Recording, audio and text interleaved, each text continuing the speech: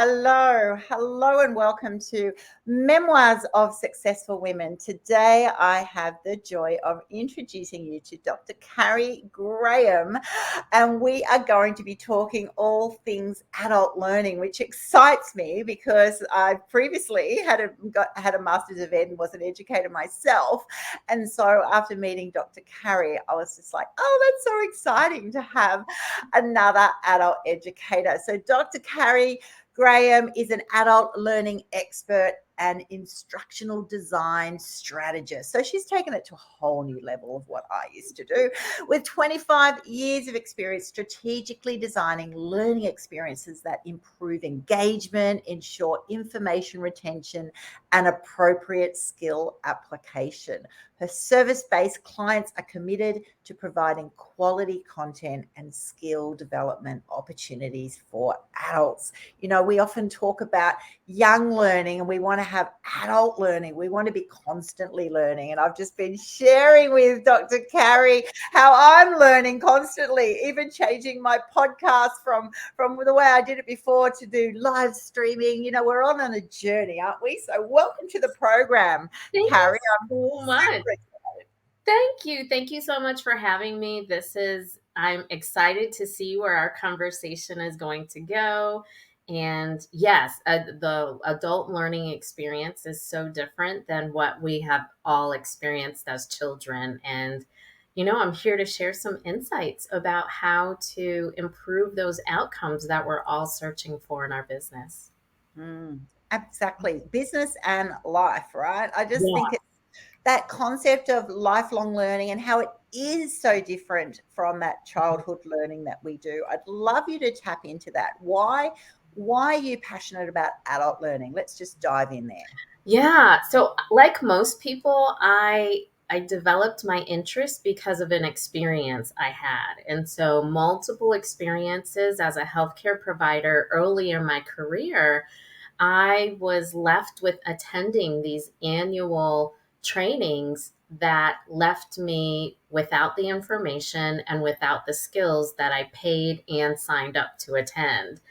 And as I moved along in my career, the trainings didn't get any better. I think at that point they were getting worse, because my expectations and what I needed out of them. And so my current work grew out of that. I recognized that, with the global shutdowns related to COVID, was an opportunity for me to look at the landscape of online businesses and offer some expertise and some insight in the world of course creation and program development. And ultimately what that means is instructional design. And so stepping into that and introducing people to the concept of adult learning. And it has been amazing. It's been amazing. It's fascinating. I love that point that you just started off with, which was that you pay for courses, you pay to go to learn, and you come out going, that was interesting information, but was it enough information for me to connect the dots? Am I able to now go and implement an aspect or all of the aspects if I've, wanting to into whatever context that I've got? And there's a disconnect there, right? Because I think, that when we teach children, it's like information, fill them up, do you remember this? So it's a very different style. And when you do that with adults, it doesn't work as well, right? So explain that a little bit more detail, for those listening in, examples of when you go to something and you just can't connect the dots. You come home going, well, I don't know what to do with that. Why did I even bother? Like that was one of the things that I always said is, I wasted time and money. I could have went on vacation instead of going to a conference. But, I explain it to people as when you think about children, they have no prior or very minimal life experience to draw from. And so to your point, they are empty vessels, and it's an opportunity for educators to pour into them, to nurture and support their development of fundamental information and fundamental experiences. But the beautiful thing about adults is that we have such rich life experiences. And so when we are having an opportunity to engage in a learning experience or a course or a workshop or a webinar, it's because we're internally motivated to attend. That's Yeah. the first thing. So there's that. But then, based on whatever the topic is, people are making connections to their past life experiences to help them understand this new piece of information. Mm. Children don't have that. And so often in the online market, what I've seen is that people are presenting and sharing their insights, but it's as if the end user, their client, their audience has no prior experience, right? As if they're Yeah. empty vessels. And that's not true, right? Like they may not have the exact experience or knowledge base, but they've got something that helps them understand the new concept. Yes. I think Yeah. that is so brilliantly articulated, because that's exactly right. When you're a child also, if the teacher says something, you just go, "Oh, well, it's all a truth. It's Right. all Right. fact," because you don't know. When you're that adult, I agree. If I sign up for a course, I've already dabbled in a little bit, or I'm interested for a reason, right? I have an intention first to learn more about something, and then I then sign up. Like, what was the reason for signing? And Absolutely. we'll all be different. So that's exactly true. When you turn up, you do have little bits of information and or experience, which may have worked or may not have, and may be different from pretty much everyone else in the class. So Right. really is, which taps into that area of expertise that you've got, which is that instructional design. How do you Yes. design the learning pathway Mhm. for a variety of people, their intention to come, what they want to get out of it, how they're going to apply it to a unique context for them. It's actually hugely important the way it's crafted, right? Because now It that I break is. it down, I go, you got a big responsibility there, Dr. Carrie. And that's the thing. Like, that's why I am passionate about the work that I do, because for someone who has never put together or designed a course or a learning experience, all of what you just mentioned, it can be overwhelming. It can absolutely be overwhelming. And what I share with individuals is a spirit of empowerment. So I empower them so that they can move forward and continue to create things on their own. But I use it as a process, right? So in this 3-step process, the first thing we have to do is talk about who our audience is and get some clarity around them as learners, and not just as that, who's your ideal client or your client avatar, but let's look at them as individuals, and then we build from that. So that's the second thing that I support people in, is actually building the experience for the adult learner. And then the last thing that we have to focus on is we've built it and now we need to facilitate it, because so I've seen where people spend quite a bit of energy and resources in the development um, Yes.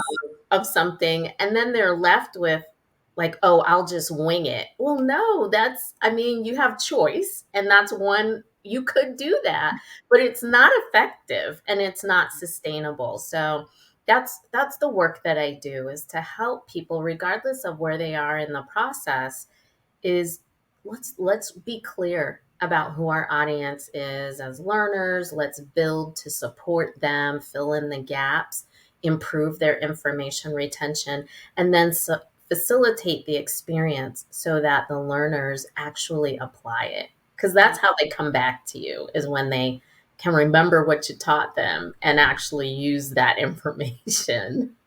Exactly. And I used to find, or I still do actually in my coaching, that when I give a scenario, like a story, I actually put it into this is what happened with me. This was a story. And people go, I still remember your funny stories, Annie, because they were my learning experiences. They were my time that I went, this was an epic fail, or this one I really nailed it, or I could see. So it was, sometimes it's not actually the content, it's actually just the application in a variety of contexts. Which is what I do in a weird way with my coaching. I'll go and say, well, when they're bringing forward a business plan on something, I go, well, I've seen it work out in this way in this industry, or this, or this, or this. It's the variety that then makes it triggers their active learning, which is what I love, right? That active concept of, oh, okay, well, it could be a little bit different for me. How is that? What's that connection there, right? Right. But that is the responsibility of the person facilitating, right? Yes. So if you are mindful, or if the facilitator is mindful, they're going to come to the table with a host of examples Yes. that resonate with that person. I remember early on in my teaching career at the universities, I would always use examples related to food. And so I was a healthcare educator, but not every person had worked with soccer or football or rugby or, tennis. But the common denominator that we all shared in that room is that we all eat. And so I would often, and even still, I make a lot of references to food because I know for a fact that is the one thing. It's the one thing that we all engage in and have some unified understanding around. Yeah. Brilliant. Oh my goodness. So for you, were you always an adult educator? Did you move from a different sphere? What was the reason for just saying, you know what, adult education is going to be my niche? Yeah. Well, again, as a healthcare provider, early on, I had to maintain my continuing education units, right? So every year, I had the responsibility of attending different workshops and Yeah. such to stay up to date on the latest information. And early on in my career, it was great. I'd go to conferences with open eyes and taking notes, and I'd walk away and, attempt to implement things.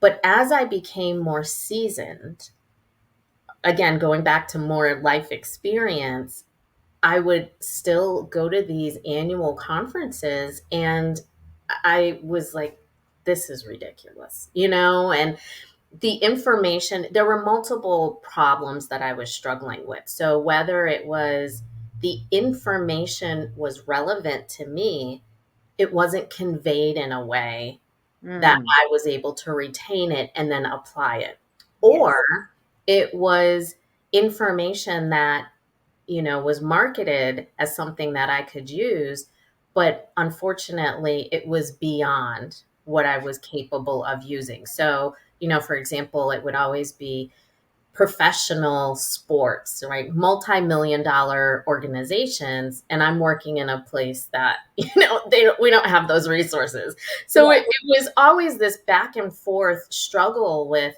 I'm here because I want something, but I can't get it. And with the onset of COVID, I was laid off, quite honestly. And I sat with that. I had not just, but a couple years prior to, I'd gotten my PhD in adult learning. And I realized this is an opportunity. This is an opportunity for me to support and advocate for women in the business sector, and provide them with information and tools, resources, skills that they can use to improve their business, which ultimately will improve the life of others. Yes. So I had that experience as a university professor and a healthcare provider to set this foundation of my work. But where the passion comes in is, one, I know education and learning can be better for adults. But more importantly for me, it's providing other women with a resource and a skill set that is going to help them achieve their goals. Because if they're achieving their goals, their families are going to benefit, their communities are going to benefit, and their clients are going to benefit as well. Absolutely, absolutely, and I'm all about women empowerment, and also the importance of having a clear structure of what the stepping stones are, because that's right. As women, we know the statistics are against us on the gender pay gap, on Right. issues of be able to our earning potential anyway, and Yeah. so all of those stepping stones, we really don't want to have that waste. No one wants waste, but when you've paid something, when you don't, that might be all the money you've got. You want to make sure that it is really relevant, is going to come back to you, that you've got a real return on investment there, right? Particularly Absolutely. for those women starting up businesses at that early stage where cash flow is everything, and you just want to minimize your debts. Yeah, and there's that, and then there's also I've had many clients who are those women who have had some success in their business, and they're at a place where either they want to have their, pivot their business to address a new target audience or to take on a different role, or they want to elevate the work that has already been successful for them. And I found that those conversations are equally meaningful. They're just different than the conversations I have with people who have never created a curriculum before. And this is, their first go at it, or they are a bit uncomfortable and unsure about facilitating, experience to a group of individuals. So it's, I have my core group of clients that I focus on, but the process that I offer is the same for everyone. It's me meeting them where they are. And that's an element, that's a concept in adult learning theory. It's something that I firmly believe in, and I practice it. I practice it for sure. Oh, I think everyone needs a Carrie, because when you're creating these courses, and I've created many over the years. That's right. I love what you said before, that there are these gifts of different stages of it, right? So you get very excited about the creation, and often that is the part, because you're wanting to have a course because you're an expert in a certain area, and you go, people need to learn this. So you get all excited about writing the content, and then Yeah. is that content in the right bit? Or you'll get the other people who get a bit excited about the content, but they love the pretty. They love the Yeah. visuals. They love all the assets and the resources, and it just looks amazing. And then they've spent a lot of money and a lot of time on creating this product, and then they don't have those skills then of how to actually get it to market. How do you get Yeah. someone in your course? How do you Yeah. get them then, once they're in the course? Do you know how you're going to facilitate that besides the learning aids? Is it automatic because they're in a e-learning platform, or are you also going to balance it with some instruction? There Right. are so many elements that I think people will be surprised about. That's why you're an expert in this area. Yeah, and to that point, so many people that I've had the opportunity to meet often say, "Oh, I have all of this content." And I think that's amazing. Like, that's great. Yeah. I'm happy for them. However, the the way in which it's constructed, and so often people want to just give it all on a silver platter and make the assumption that their audience is going to be able to capture it and understand. And the truth of the matter is that's not the case. You must structure it in a way that makes sense for that audience and then facilitate it in a way that makes sense. Mm, absolutely. Yeah. Now, you being an African American have worked a lot your whole career in white male dominated spaces. How Uh-huh. challenging has that been to you, and how would you describe that? Yeah, in retrospect, you might see some white lines on my chest here. It's because I'm sitting in front of a window, and I say that because it has helped me. My past experiences in those moments have really helped me appreciate peace now, and simplicity. So what my experience was like, I worked in Division One athletics in the United States, and that's very elite. And I also worked with men's basketball and men's US soccer. So it was not only an industry dominated by men, but my day-to-day work, Was right? with men. Like, yes, right. So it's either 18 to 22-year-old men or their coaches, right? The full age range. And I'll never forget my first job out of my master's program. And as the healthcare provider, I looked at this. Someone got hurt, and I told the coach, we were in a gym in front of everyone, all of the teammates and such, and the other coaches. And I said, it's not safe for this individual to continue playing. Like it just isn't safe long term. And I'll never forget the coach, who was shorter than I am, and I'm only 5'4", but older white man, shorter than I was, and he berated me in front of all of Mm, these white men, and young men, that I was unqualified, that I didn't know what I was talking about, so on and so forth. And it was in that moment that I had to decide, how am I going to respond?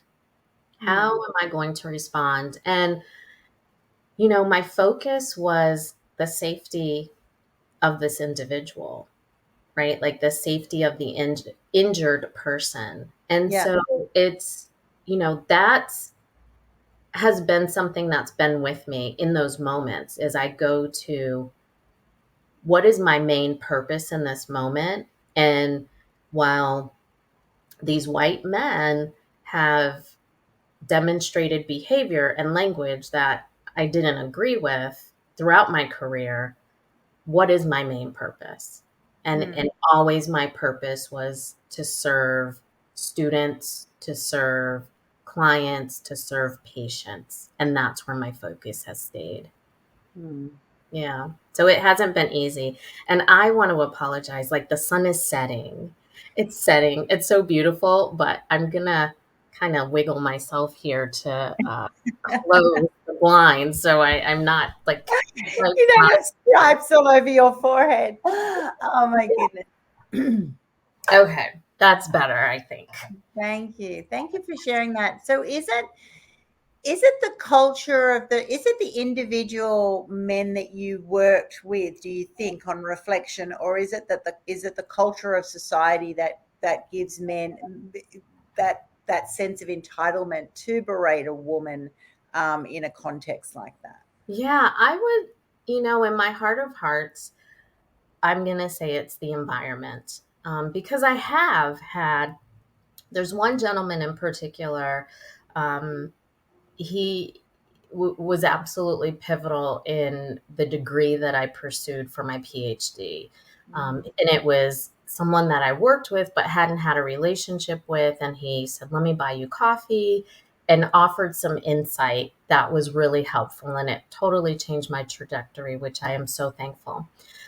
But I have found that it's really the environment, because when bad behavior goes unchecked, when bad behavior is either rewarded or it is passively consented, right? Like, there's no one holding someone's feet to the fire and engaging in positive behavior. I think that is what my experience has been.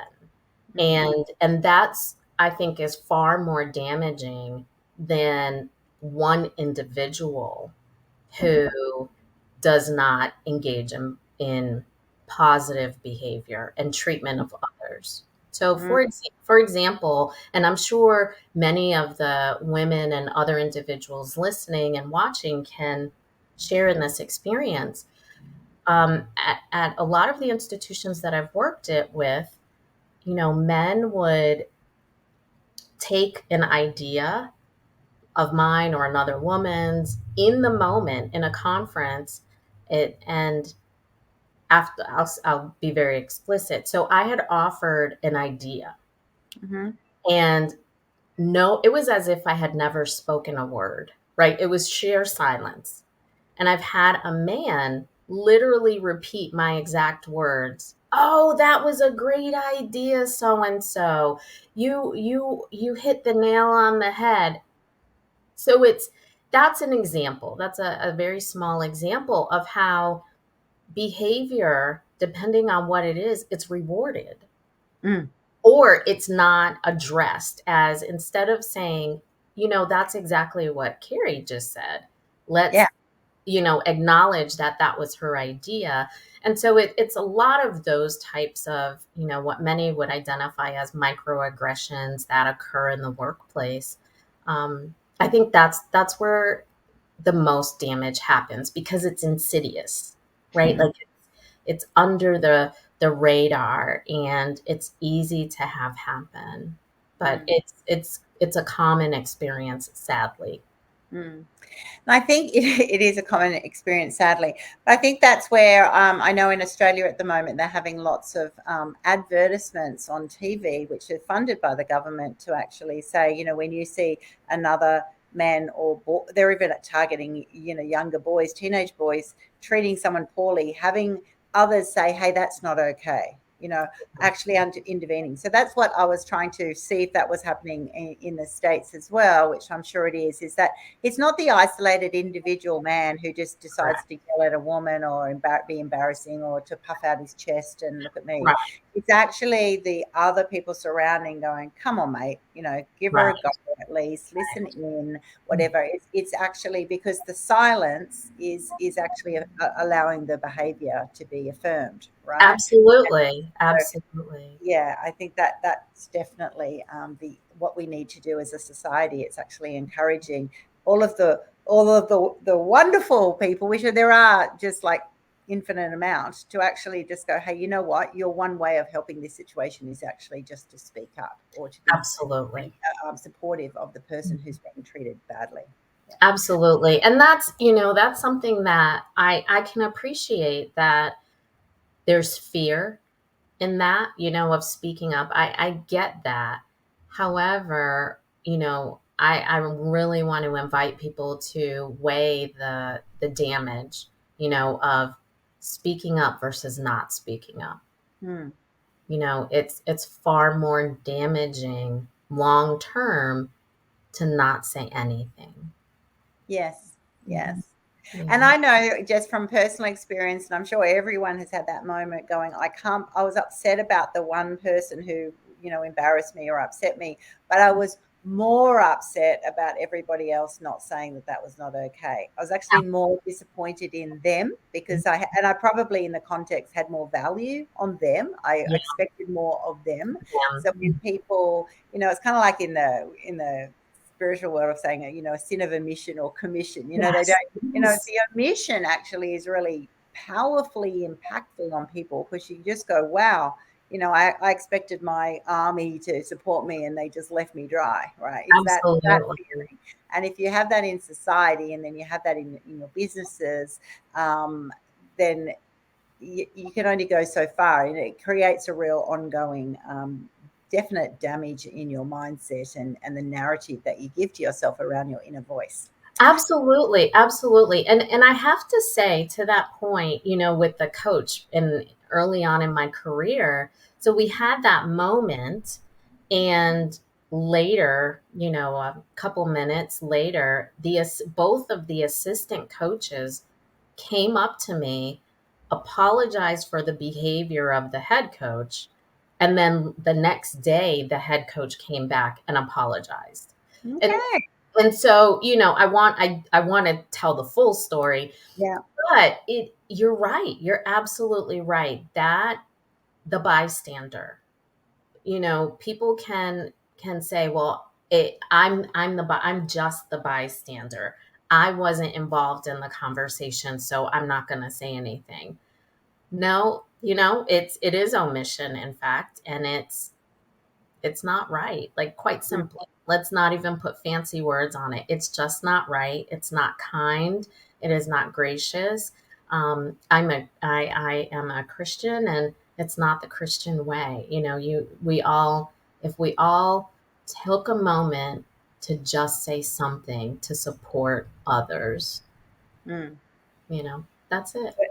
Goes a long way. It's not too hard. What have you learned about grace for yourself? You've been extremely busy as a professor, working with so many different people over a whole career, now helping people develop online platforms and education programs.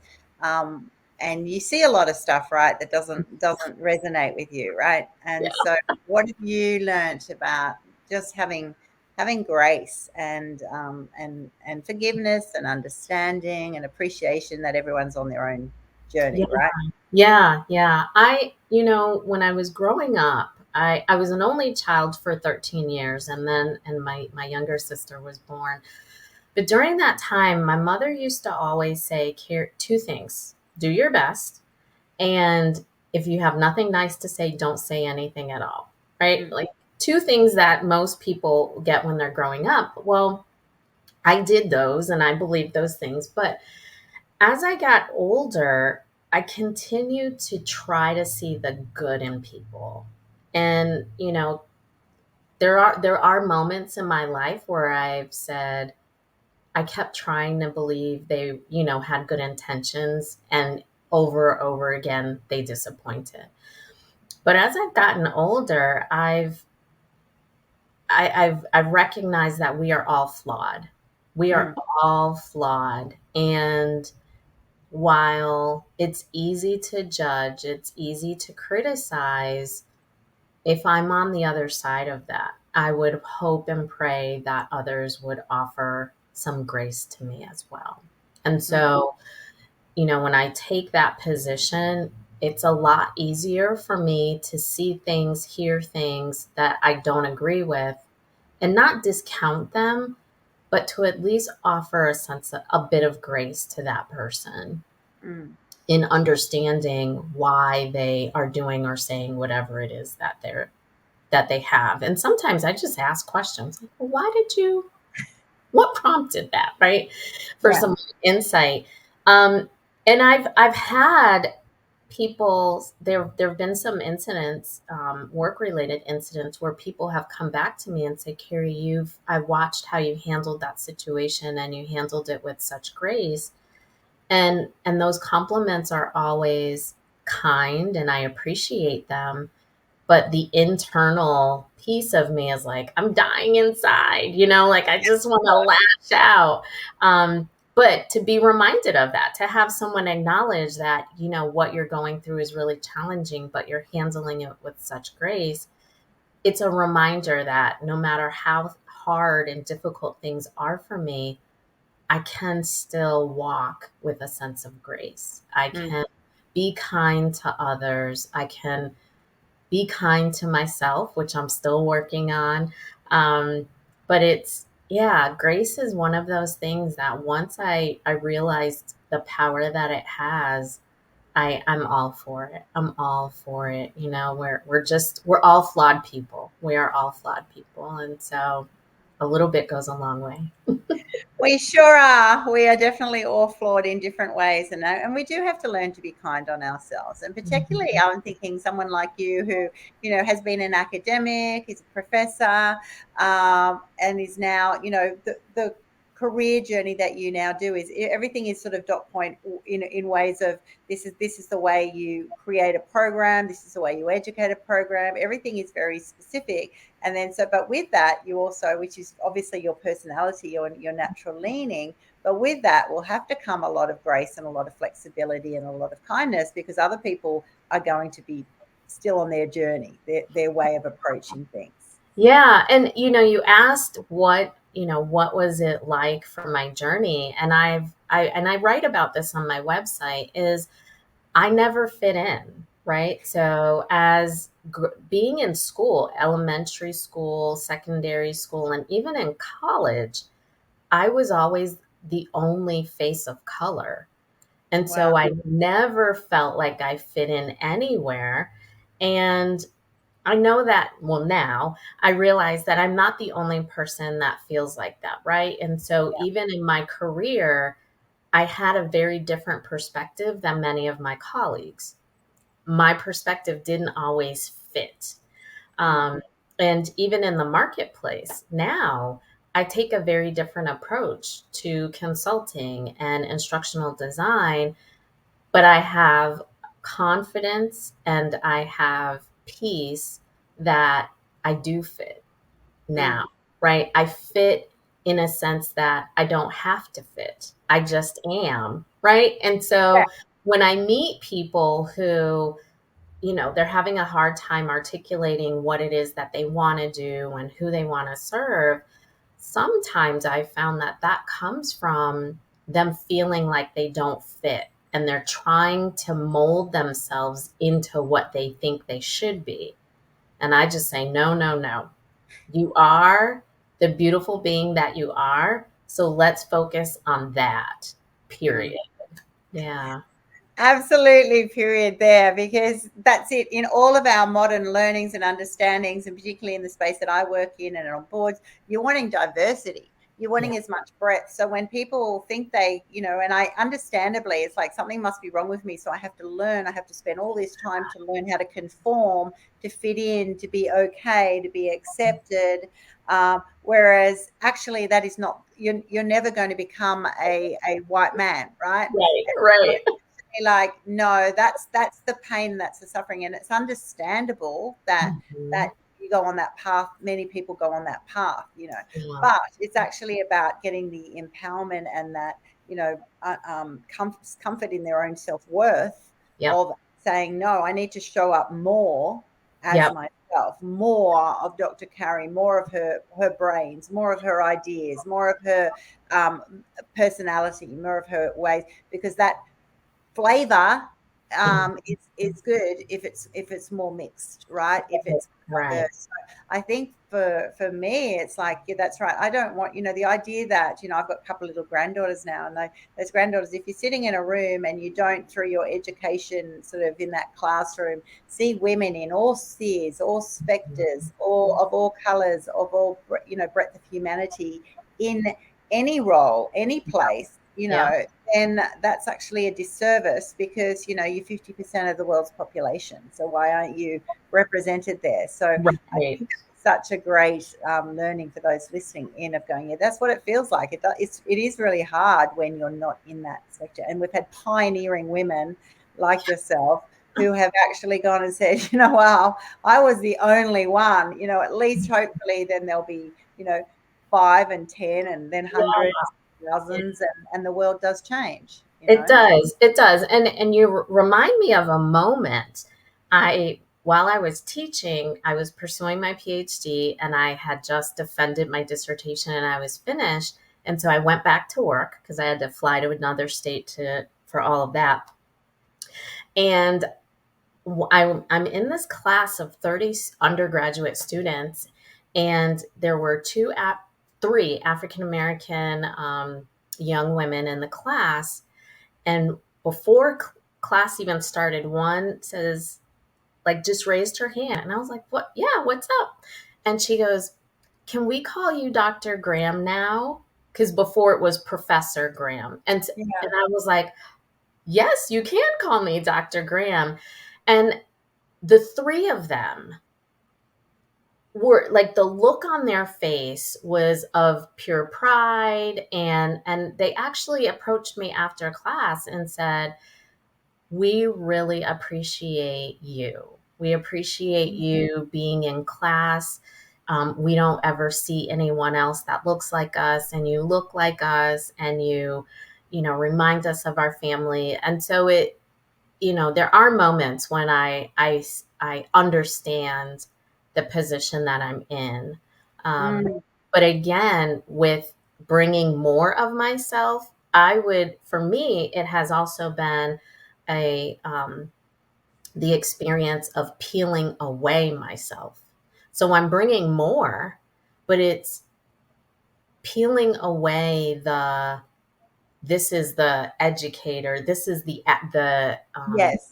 the ivory tower academic Carrie Graham, right? Like peeling away those pieces of my exterior that I believed I had to have in order to thrive in my Yes. work. And now I'm just so blessed and thankful that the work I do is on my terms. It's my agenda. And, I show up the way that feels good to me and honors the person that I'm meeting with. Mm. Beautifully said, beautifully said. And it's understandable too. That's right. When you need to advance your career, when you're going through those you're smashing those glass ceilings and you feel like you're hitting brick walls regularly. And so it is all about, at some stages of getting that PhD to be good enough, getting in these certain positions, trying to be, and then suddenly you realize I introduce myself as the doctor, the professor, whatever. And none of that is wrong because you are. But Right. when you elevate, which is what I'm hearing you presenting beautifully, that you've then gone and risen above that. And you go, you know what? I'm just Carrie. Yeah. You're in my class now, and it's just great to meet you. I'm Mhm. not better. I'm not, Right. I'm just different. I've had an amazing career journey. I hope I add value to you, but I'm just another human being. And we Yeah. all, right? So from the president down to anyone, right? They're just people doing life and have been given opportunities, and with Correct. more opportunity and position comes more responsibility Absolutely. to then give other people a leg up, to be kinder to them, to help them on their journey. So I Right. absolutely love that. I love it when women and all humanity gets to that stage of going, you know what? All you got to do is just show up 100% as you are, everybody, and then just be respectful and kind. It's not that complicated, right? It's not. It's really not. It really Well, is it's not not. running the world, right? But it isn't. I think we overcomplicate it, and then you go. Once you get into the hierarchies and the powers and the Yeah. money and all these. They're all reasons for us to suddenly give more value, and then it has to be an agreed value by society that Correct. those things are better. And so that's why I love the way our conversation has gone today, because it actually is saying society as a whole needs to say when things are not okay, and not only just vote on it or quietly say in their homes, actually show up Right. as an advocate to people who deserve more. They've got to do is be given the opportunity to be them, like you. You to be you and me to be me. That's it. Absolutely. Absolutely. I don't share this particular story with many people just because the opportunity hasn't presented itself, but I want to share that with you. Is 2 years ago when I started my business. So, the shutdown all the global shutdowns had happened. It was the end of the academic year. So my contracts were finished with the institution. And I remember thinking, I was sitting at my dining room table, working, developing my little business, and I had to make a decision. And I remember thinking, who can I call and ask what to do if this is right? And I had this life changing moment where I'm literally looking around, picking up my phone, like, who do I know that I could ask? And it occurred to me, Carrie, you are the owner of this business. You Mm, don't need anyone's validation ever again. And I then recognized that my faith dictates that the only person that I need validation from is God. mm, And I've already have that. And mm, so I spent my entire career seeking the validation and approval of the system or of certain individuals. yeah. And now I don't need that. And I didn't need it then, but I just didn't know that. And so to know that I don't ever have to prove my worth, right, for acceptance to Yes. others, it literally changed my life. It changed my life from a spiritual perspective. It changed how much confidence I had in my business and saying, this is what I want to do. It doesn't matter what other people think. It's mine, and I'm going to do this. Mm. So I could make those decisions with such confidence. And so, I want to invite people who are listening and sharing this moment with us to recognize that you don't need anyone's validation.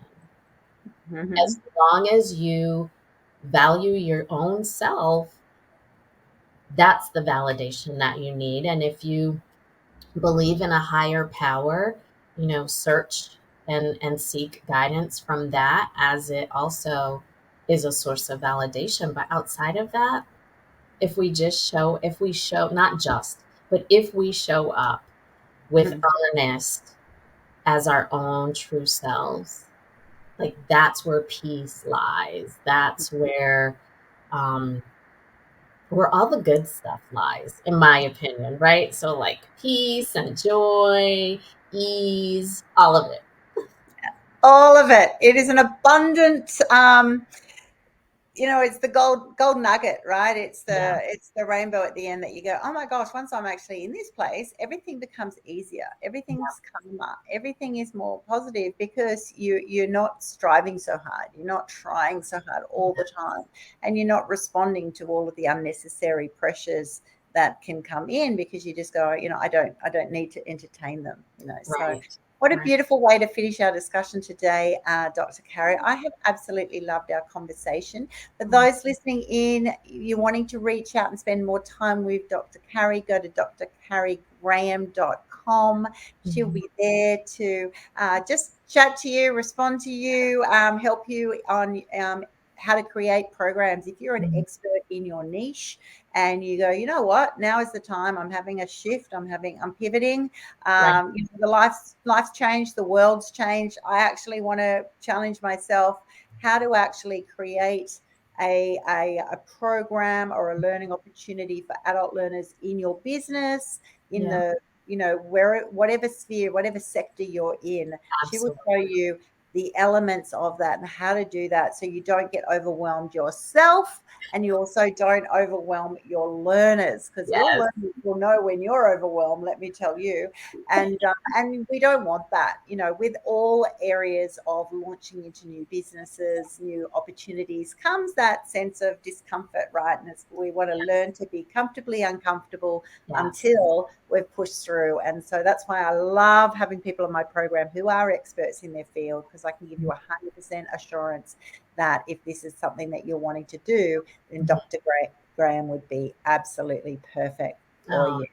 thank So you for that. Thank you for that. It's true. I mean, I would offer or invite people that, yes, visit me on the website and such, but, you know, doing the soul searching and taking stock in the beauty of your own past experiences and, using them to your advantage, recognizing that every person's journey is their own, and it's their own for the good and the bad, and it does not have to look like someone else's. And that's the beauty in life, is that we take moments to share our experience with one another. It's such as you and I in this moment.